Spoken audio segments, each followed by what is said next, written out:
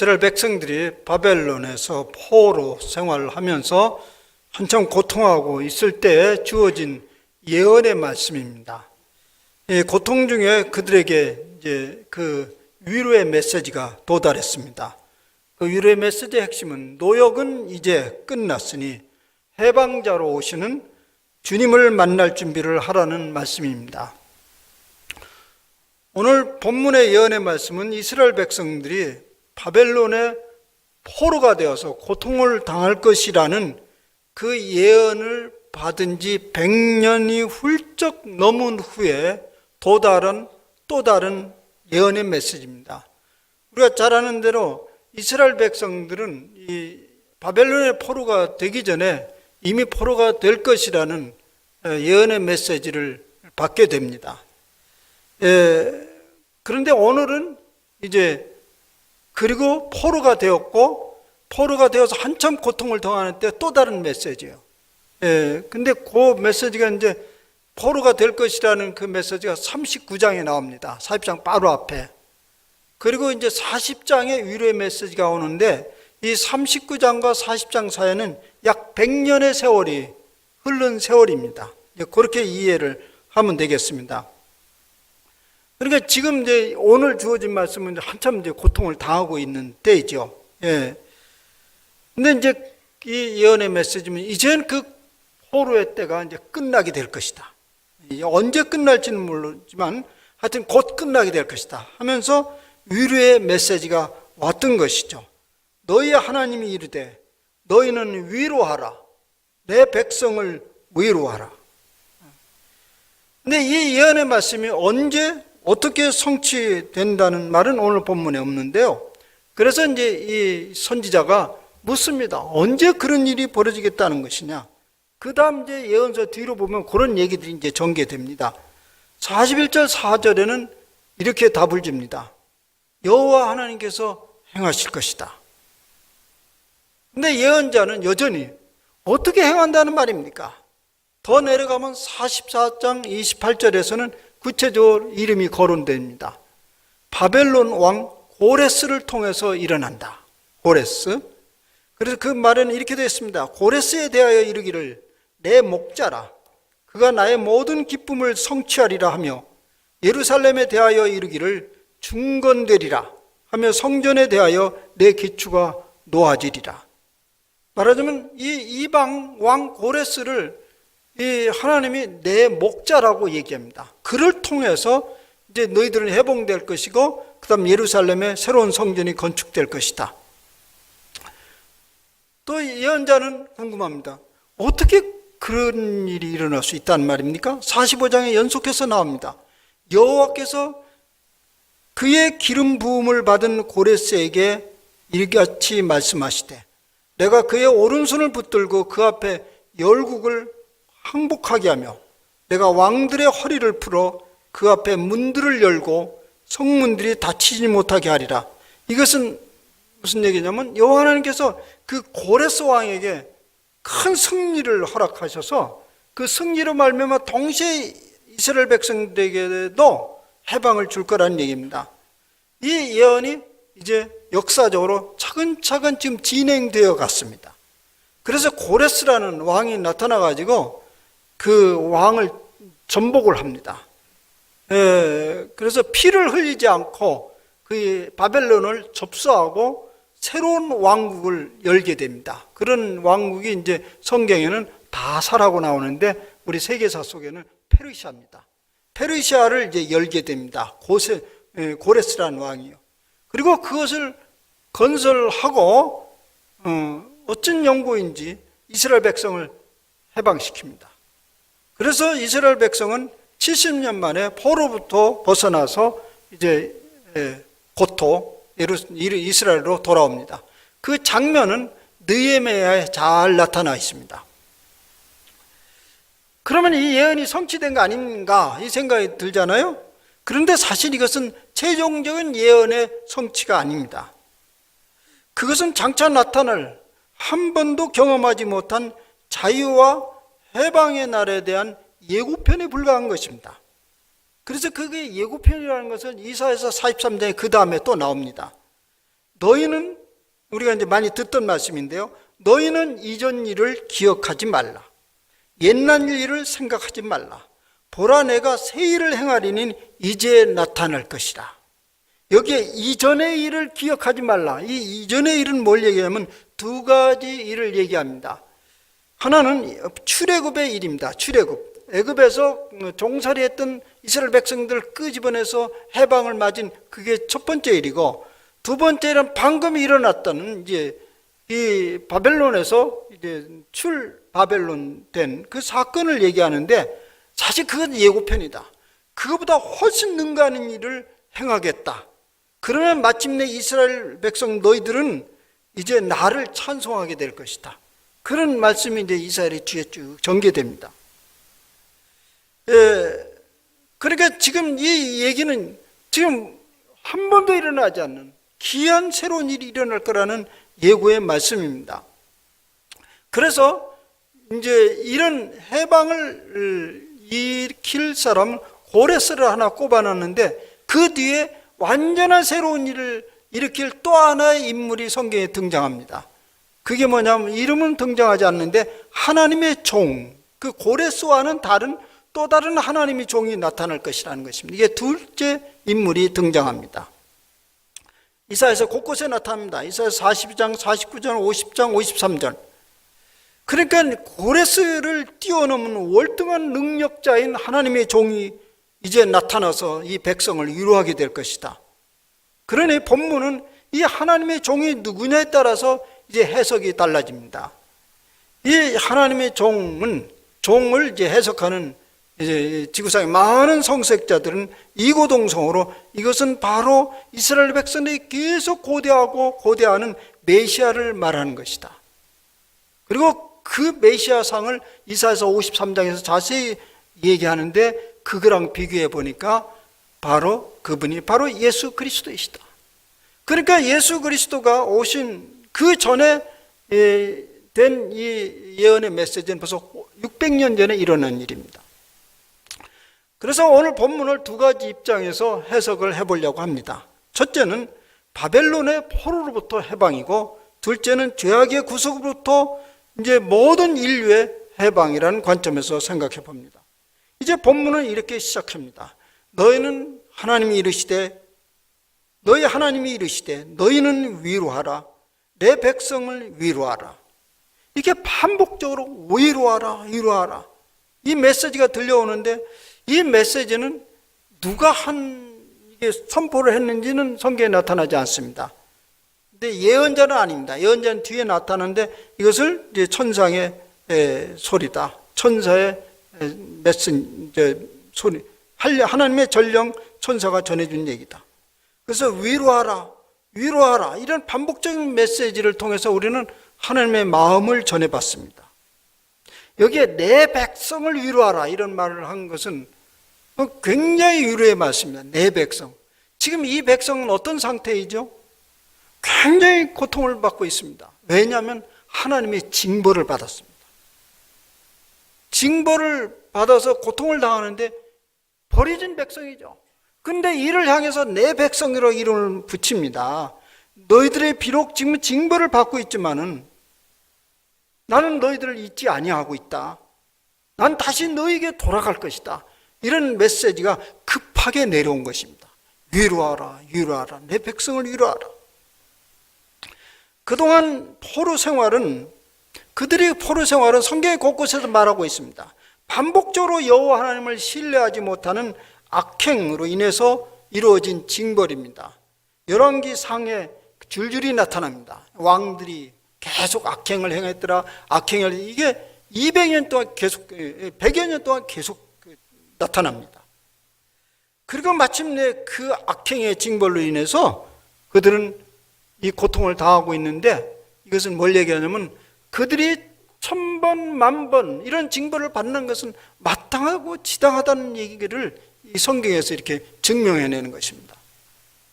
그럼에도 불구하고 당신의 백성들이 그렇게 고통스러워하고 신음하는 소리를 외면하지 아니하시고 참고 기다리시는 하나님의 심정을 전하고 있습니다. 이제는 본문의 그 내용을 감성적으로 접근해 보면 더 이상 하나님이 보고는 있을 수 없어서 급히 달려 내려와서 외칩니다. 위로하라, 위로하라, 내 백성을 위로하라. 이것은 부모로부터 심각한 차별을 받고 슬퍼하며 우는 아이 곁에 조용히 다가오면서 껴안으면서 속삭입니다. 아들아, 슬퍼하지 말아라. 이젠 됐다. 충분히 징벌을 받았다. 너희는 여전히 내 아들이다. 눈물을 닦고 일어나거라. 같은 그런 하늘의 음성입니다. 그래서 이 두 번째 이제 이렇게 또 접근 메시지가 옵니다. 너희는 예루살렘의 마음에 닿도록 말하며 그것에게 외치라. 너희는 예루살렘의 마음에 닿도록 말하며 그것에게 외치라. 예루살렘은 이스라엘의 심장부입니다. 그런데 그 심장부의 마음에 닿도록, 말하자면 마음 깊이 닿도록 외치라는 말씀입니다. 이것은 왜 이렇게 강조해서 얘기하냐면요, 이 이스라엘 백성들의 깊은 슬픔과 상처로 인해서 이제 이런 위로의 메시지가 못 듣게 된 상태라는 걸 염려한 것입니다. 말하자면 하나님의 위로의 메시지를 전했는데 저들의 마음이 너무 깊게 닫혀져 있고 패해져서 그걸 들을 수 없으니까 천사들로 부탁합니다. 그 심장에 고동치도록 외쳐라. 이 말씀에서 우리는 백성들을 향한 하나님의 애절한 심정을 엿봅니다. 그런데 그 위로의 메시지는 이것입니다. 그 노예의 때가 끝났고 그 죄악의 사함을 받았느니라. 그의 모든 죄로 말미암아 여호와의 손에서 벌을 배나 받았느니라. 이것보다 큰 위로는 없습니다. 우리가요, 교회에서 밤낮 듣는 소리가 하나님이 용서했다, 이런 얘기를 많이 듣잖아요. 근데 마음에 감동이 오지 않는 이유는 뭐냐면, 내가 값을 치르지 않았는데 무슨 용서냐. 값싼 용서는 받아들일 수 없는 거죠. 그래서 오늘 말씀은 그렇게 얘기합니다.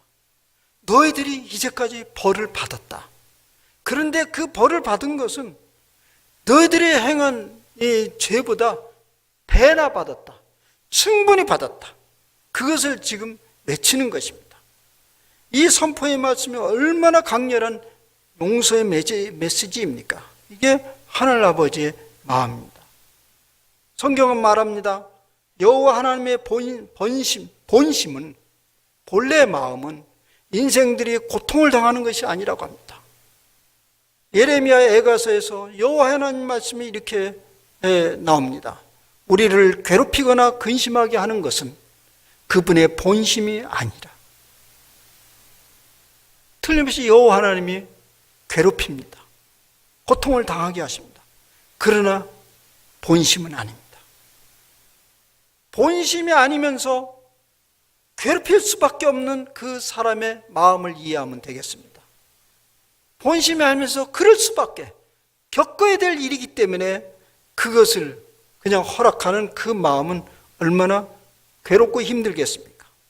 차라리 제가 살고 싶은 대로 내버려 둘 걸, 그런 후회도 할 수 있습니다. 그런데 치를 수밖에 없는 고통이라면 치러야지. 그것을 지켜보면서 함께 견뎌야 하는 부모의 마음, 그것을 오늘 전해주고 있습니다. 그 마음을 이스라엘 백성들에게 지금 전하고 싶어 하는 것입니다. 그러면서 이제 천사 메시지는 매우 섬세하게 더 다가옵니다. 이제 이 위로의 메시지를 받아들이기 위해서 좀 준비를 하라고 합니다. 너희는 광야에서 여호와의 길을 예비하라. 사막에서 우리 하나님의 대로를 평탄케 하라. 이전에 이스라엘 백성들의 죄악으로 인해서 그 고통의 현장에서 떠났던 여호와 하나님이 지금 돌아오시겠다고 합니다. 그런데 그를 맞이하기 위해서 대로가 필요하다는 거예요. 왜냐하면 이스라엘 백성들이 지금 그 마음 상태가 어떠냐면 사막의 골짜기에 와갖고 사막의 솟은 언덕과 같습니다. 사실 사막 자체가 이스라엘 이제 가보시면 뭐 사막보다 더 황량합니다. 광야라고 얘기하죠. 그 광야에 물이 없는 골짜기, 나무가 없는 산, 더 삭막한 상태를 말합니다. 이것이 이스라엘 백성들의 지금 영적 상태를 말하고 정치적 상태를 말하는 것입니다. 그래서 그들은 오랜 세월 동안 겪은 고통과 시련 때문에 좀처럼 위로를 받아들이기가 어렵습니다. 무슨 위로도 어렵습니다. 그들의 마음은 깊은 골짜기처럼 상처로 움푹 파여졌습니다. 웬만한 위로도 그 상처받은 골짜기를 채울 수 없습니다. 여러분이 경험했을 것입니다. 너무나 절망적인 상황 속에서 섣부른 위로는 오히려 분노를 일으킵니다. 당신이 나의 고통과 슬픔 이 상황에 대해서 뭐를 하는데 그런 입술에 위로를 나에게 전하고자 하는 것이냐. 무슨 위로는 위로냐. 그런 골짜기와 같은 마음이 지금 이스라엘 백성들의 마음이었습니다. 그리고 산마다 언덕마다 낮아지고 고르라고 합니다. 여기 지금 산이 올라있는데 그걸 고르라는 얘기입니다. 이 소리는 뭐냐면 상처 위에 또다시 상처가 났어요. 그러니까 딱지가 덕지덕지 올라간 듯 언덕과 산처럼 된 것입니다. 마음이 강팍하기 이르게 그지없게 되었습니다. 그래서 웬만한 위로에는 아무런 감흥도 일어날 수 없는 그 무뎌진 마음을 깎고 고르게 하라는 것입니다.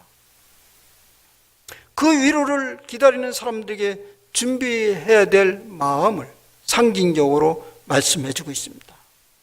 상처로 움푹 파인 마음들을 돋우고 강팍하게 높게 세워진 마음을 깎아내려 평탄한 마음으로 만들려고 합니다. 그때 마침내 여호와 영광이 나타나고 모든 육체가 그것을 보리라고 합니다. 찢겨진 마음이 시온의 대로처럼 될 때 비로소 위로가 찾아오게 되고 그 오시는 하나님을 맞이할 수 있다고 합니다. 지금부터 벌써 25년 전에 그때 한국 교회 상태를 제가 기억이 납니다. 이제 26년 됐네요. 이제 오랜 세월 동안 이제 해외에 있다가 돌아와서 그 한국 교회를 보니까 금방 보여요. 이전과 완전히 다른 상황이 보였어요, 그때. 근데 상당히 부드러워졌어요. 근데 그때 교회마다 무슨 일이 벌어졌냐면 내적 치유 운동이 많이 벌어졌어요. 치유. 그 연장선상에 모세골도 탄생한 거예요. 그래 치유라는 말이 굉장히 많이 일어나는 거죠. 사실 그 치유는 온전한 그 완전히 아니면 전초 단계예요. 마음이 움푹 파지고 높아져서 아무 위로의 소리도 아무 천상의 메시지도 들을 수가 없는 거죠. 그런 일을 작업을 한 것입니다. 우리는 지난 20여 년 동안 그런 세월을 이제 한국교회가 해왔다고 봅니다. 그런 사이에 염려가 되는 건 있어요. 이 하나님 말씀이 전부 다 심리적 것으로 바뀌어졌어요. 그 심리적 위로로, 굉장히 소시민적인 위로로 끝내버릴 수가 있다. 그래서 이제 우리 영성에서는요, 아주 조심하라는 경고의 메시지가 뭐냐면, 영성의 심리주의화를 조심하라. 결국 개인적인 유익이나 개인적인 만족주의만 취해가지고 본질적인 하나님 메시지는 들을 수가 없는 것이죠. 지금 이스라엘 백성이 그런 상태, 이미 옛날에도 그랬어요. 그래서 먼저 그들의 마음을 만지시면서 시온의 대로를 만들라고 하는 것입니다. 우리는 그 정도는 돼 있다고 이제 보는 것이죠. 그때 이제 여호와 하나님의 메시지가 또 들려옵니다. 선지자에게 이때 이사야 선지자가 나타납니다. 그러면 이 백성들에게 뭐라고 내가 전해야 할까요? 위로도 잘 받지 않을 것인데 뭐라고 전해야 될까요? 그러니까 이렇게 전하라는 것입니다. 모든 육체는 풀이요 그의 모든 아름다움은 들의 꽃과 같으니 풀은 마르고 꽃이 시듬은 여호와의 기운이 그 위에 불미라. 이 백성은 실로 풀이로다. 근데 이게 어떻게 위로 얘기가 되겠습니까? 오히려 그냥 깎아내리는 거지. 너희들은 풀이다. 뭐 영광 해봐야 그건 시드는 꽃과 같다. 근데 이 메시지는요, 이스라엘 백성에게 준 메시지긴 하지만 이 대상은 이스라엘 백성이 아니고 바벨론을 향한 메시지입니다. 이스라엘은 지금 강대하고 힘이 센 바벨론에 의해서 완전히 기가 꺾여진 상태입니다. 도저히 저 강대한 나라 품 안에서 벗어날 수라는 희망을 가지지 못하죠. 우리 중에 이제 일제 해방에 그때 그 생생하게 그 경험한 사람이 이제 많지 않을 텐데요. 그 일제 말기에 가서도요. 도대체 저 강대한, 아니 저 조그만 나라가 세계를 향해서 지금 전쟁을 하고 있는데 우리가 거기서 벗어난다고? 상상할 수 없는 일이죠. 그래서 아주 이 깊은 좌절감에 이스라엘 백성도 지금 빠져 있는 거, 아주 패배감이에요. 근데 한쪽에서는 예언의 메시지가 들려오는 거예요. 자유하게 된다. 그 메시지를 들었다가 또 바벨론 그 사람들을 보면, 와, 저 엄청난 군마와 군사들과 뛰어난 전쟁의 지략들을 생각하면, 이 약속은 허탄한 소리다, 이렇게 느껴지는 것입니다. 그러니 그곳에 여호와 하나님의 위로가 온다 한들 들려지겠냔 말입니다. 그래서 지금 하나님은 이스라엘 백성들로 하여금 바벨론을 바라보는 시선을 바꿀 필요가 있다는 거예요. 바벨론을 바라보는 시선. 그래서 예언의 말씀은 이러한 의미입니다. 그들의 엄청난 군사력과 지략을 믿지 말라. 그들도 결국은 너희와 다르지 않는 존재다. 말하자면 모든 육체는 풀이다. 그 영광이 들의 꽃과 같듯이 그들도 육체와 들의 꽃과 같을 뿐이다. 너희들이 형편없게 생각하느냐? 그들도 너희들 똑같다. 좀만 기다려봐라. 다 풀일 뿐이다. 다 들의 꽃일 뿐이다. 그들도 결국은 마르고 시드는 꽃에 불과하다. 그러나 하나님의 약속의 말씀은 영원하다. 변치 않다. 봐라, 때가 됐다. 지금 힘센 다리를 가진 군마와 다리가 억센 장군이라 할지라도 그들도 너희와 같이 육체와 들꽃에 불과하니 때가 되면 마르고 시들 수밖에 없다. 지금 바로 그때다. 너희들은 현재의 모습에 주눅들지 말고 하나님 말씀을 굳게 잡아라, 이런 얘기입니다. 사실 그건 우리의 현실이죠.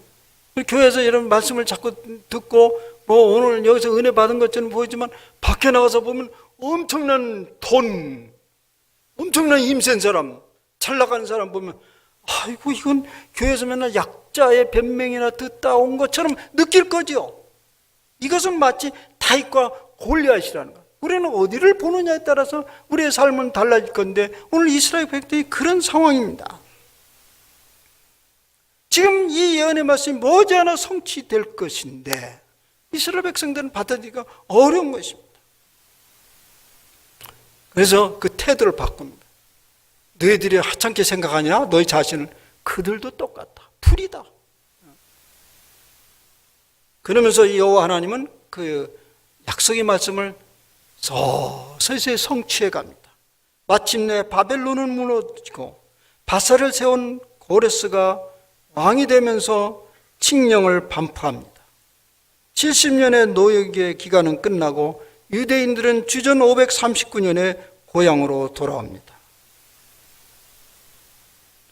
그러나 그것으로 이 약속의 성취가 이루어졌습니까? 그렇지는 않습니다. 여전히 그들의 회개와 갱신이 완성되지 아니었고 회복과 자유는 이루어지지 않았습니다. 바벨론으로부터의 귀환은 이 예언 성취의 일부분일 뿐입니다. 그렇기에 포로기 이후에도 그들은 계속해서 그 위로를 기다리고 있었습니다. 오늘 바로 어디까지 왔냐면 신약성서 누가복음 2장까지 왔습니다. 이 장면을 우리는 이제 좀 봅시다. 여기에 보면 아기 예수가 유대 관례대로 성전에 처음 나타났습니다. 그 율법의 관례라는 것은 이제 큰 아들, 큰 자식은 이제 하나님께 드리는 것입니다. 그 행위를 한 거예요. 예수님이 그 집안의 큰 아들이니까 드리러 나왔는데 그때 그곳에 시몬이라는 사람이 예수를 맞이합니다. 아기 예수를 맞이하는 거죠. 그 사람의 신분이 정확하게 뭔지는 모르겠는데요. 성경은 이렇게 묘사합니다. 의롭고 경건하여 이스라엘의 위로를 기다리는 사람이다. 여기에 우리가 주목할 것은 위로를 기다리는 사람이죠. 아니, 그 600년 전에 위로를 기다렸는데 지금도 여전히 위로를 기다리는 사람이 여기에 나타났습니다. 말하자면 그 예수님의 메시지는 계속 성취가 지금 진행되고 있었는데 여기 와서 이런 일이 벌어졌습니다. 여기 와서 성취가 어떻게 이루어지는가 한번 보자고요. 이 시몬이 아기 예수를 보면서 이렇게 환희에 찬 노래를 부릅니다. 주제여, 이제는 말씀하신 대로 종을 평안히 놓아주시는도다. 내 눈이 주의 구원을 보았사오니 이는 만민 앞에 예배하신 것이요 이방을 비추는 빛이요 주의 백성 이스라엘의 영광이니라. 여기는 시몬이 이제 완전한 위로를 경험했다는 것입니다. 주제여, 이제는 말씀하신 대로 종을 평안히 놓아주세요. 어쩌면 여기 계신 분, 시몬과 비슷한 연세가 되신 분들이 지금 상당수 계실 겁니다. 나이는 안 나타나요, 여기요. 이제는 놓아주세요. 이걸 오늘 우리말로 얘기하면 어떻게 되죠? 여한이 없습니다. 이제 갈 준비 됐습니다. 완전한 해방을 선포하는 것입니다. 그는 이렇게 큰 위로를 경험했을 뿐 아니라 자신의 눈으로 구원을 보게 되었다고 그래요. 구원을 보게 됐어. 그러니 무엇을 이제 더 기다릴 필요가 없죠. 구원을 보게 되었을 뿐만 아니라 자신의 구원을 보게 됐을 뿐만 아니라 만민을 향한 이방인의 빛을 보게 되었어. 이건 뭐 엄청난 환희죠. 오늘 뭐 얘기 안 했지만 그 다음에 또 한 사람이 나타납니다. 안나, 우리 딸 안나, 우리 딸 안나입니다. 안나가 또 나타나는데요. 그래서 오늘 이사야 본문에 이 내 백성을 위로하라는 말씀은 전국적으로 예수 그리스도를 두고 하는 말씀이라는 걸 이제야 우리는 알게 됩니다. 예수 그리스도가 오시기 전까지 이스라엘을 향한 위로의 메시지는 그저 진행이고 미완성이었을 뿐입니다. 600여 년 전에 이 예언의 말씀은 마침내 예수 그리스도를 통해서 보다 온전하게 성취되었습니다. 당시 이스라엘 백성들은 이 예언의 말씀이 당시의 이스라엘 백성은 이 예언의 말씀이 그저 바벨론으로부터의 해방을 생각했지만은 시몬의 고백은 만민의 빛을 비추는 모든을 해방시키는 사건이었습니다. 사실 오늘 이사야 본문에서도 사심없이 읽어갔다면, 만약 그들이 사심없이 읽어내렸다면 이미 이사야에서도 그것을 말하고 있습니다. 거기에 보면 5절에 보면 여호와의 영광이 나타나고 모든 육체가 그것을 함께 보리라. 이는 여호와의 입의 말씀이니라.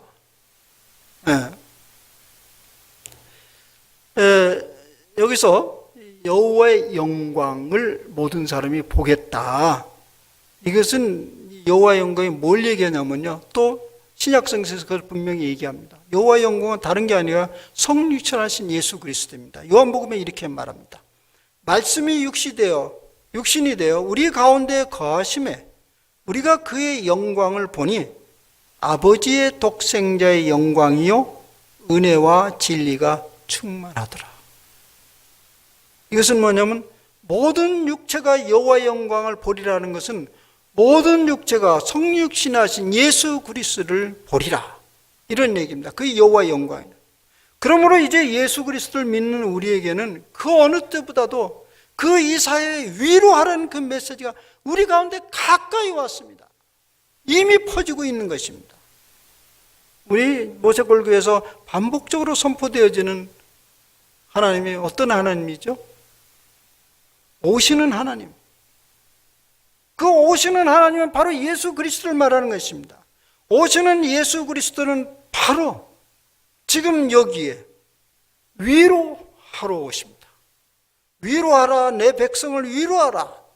이것을 성취한 분이 바로 예수 그리스도이십니다. 이 말씀은 이미 우리의 현실 속에 실현되었고요, 우리의 삶 속에 계속 지금 반복되고 있습니다. 여기에 내 백성을 위로하라. 이 내 백성은 누굽니까? 이제 선택된 이스라엘 백성을 뛰어넘어서 그리스도 안에서 하나님의 백성이 된 모든 사람을 일컫습니다. 누구나 오늘 이 위로가 필요한 사람들은 예수 그리스도 앞에 나오면 됩니다. 시몬처럼 그를 주목하여 완전한 위로로 들어갈 수 있습니다. 우리가 이곳에 예배하는 것도 바로 그러한 곳입니다. 예수 그리스도께서 오늘 우리에게 큰 위로자로 지금 오신 이유는 뭐냐면요, 우리가 예수 그리스도를 믿고 있기 때문에 오늘 위로하라, 내 백성을 위로하라, 이제 너희에게 때가 끝났고 그 죄악의 사함을 받았느니라, 이것이 오늘 우리에게 들려오는 말씀입니다. 그동안 우리는 여러 종류의 노역을 치루었습니다. 여러분, 노역을 치루었습니다. 어쩌면 지금 치르고 있는 분도 계십니다.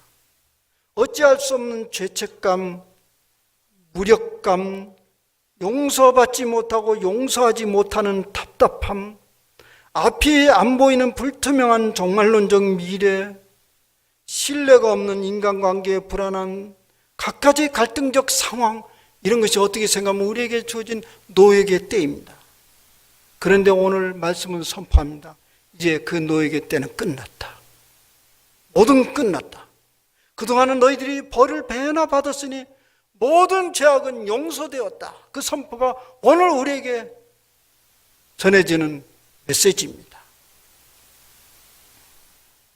더 이상 아무것도 두려워할 필요 없습니다. 우리는 죄악이 사해졌습니다.